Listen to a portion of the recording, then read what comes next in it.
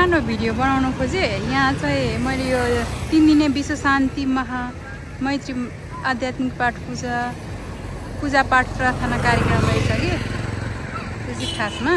अनि त्यही भएर मैले त्यत्तिकै भिडियो बनाउन स्टार्ट गरिहालेँ क्या यो देखेर चाहिँ।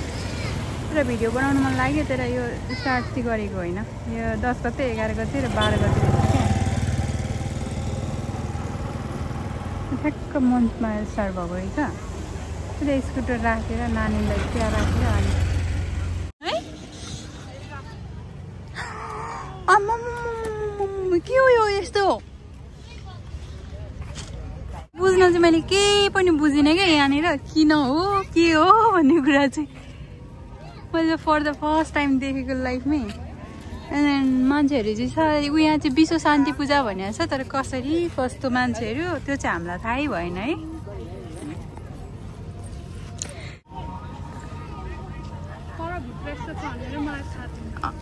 अनि त्यो बाहिर चाहिँ फ्ल्यागहरू मजाले झुन्डाइरहेको थियो, तर भित्र चाहिँ के छ भन्ने कुरा मलाई पनि थाहा थिएन।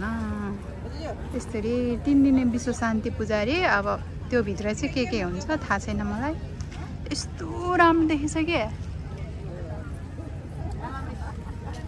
बजार आएको ठ्याक्क लाएर यस्तो यस्तो पो देख। कार्यक्रममा विभिन्न जिल्लाबाट नाग्नु पर्ने रहेछ यो त नाग्नु पर्ने रहेछ। सहभागिताको लागि विनम्र मैत्री अनुरोध गर्दछौँ। र यसै गरी ललितपुर जिल्ला ब्रिज कुमार स्याम्दान तुला तामाङ जस्तो लाग्यो मलाई।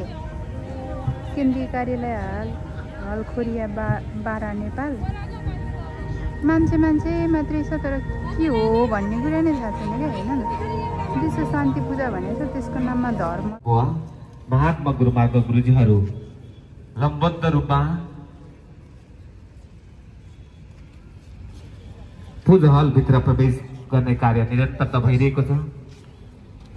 सम्पूर्ण मैत्री मित्रहरू शान्तशील स्वभावमा सहभागी भई आदर अपार सम्मान विश्वासपूर्ण श्रद्धा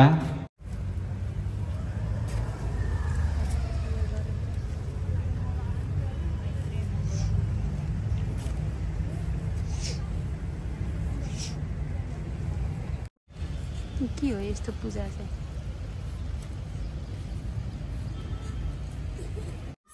विश्व शान्ति पूजा भनेको चाहिँ एउटा धर्म रहेछ क्या। त्यो एउटा धर्मको मान्छेहरूले गर्ने पूजा रहेछ खासमा चाहिँ।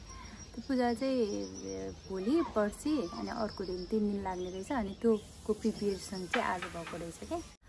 यो धर्म चाहिँ 2005 सालतिर एकजना रामबहादुर बमजन भन्ने मान्छे हुनुहुँदो रहेछ। उहाँले चाहिँ त्यो बेलामा चाहिँ उहाँलाई एउटा गौतम बुद्धको अवतारको रूपमा सबैजनाले चिनिनु भएको रहेछ।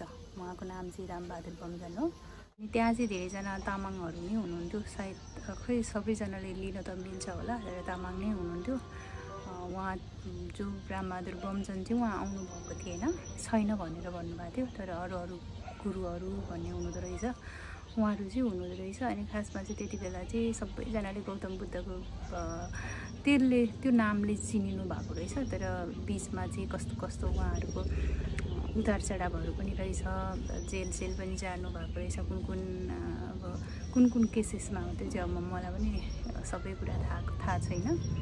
जानु भएको रहेछ। विवाद धेरै नै चलेको रहेछ, तर मैले चाहिँ कहिले पनि थाहा थिएन। अनि त्यही नै हो, एउटा धर्म रहेछ भनेर बुझेँ। अनि यो उहाँले स्थापना गर्नुभएको रहेछ भन्ने कुरा चाहिँ बुझेँ। त्यति नै हो।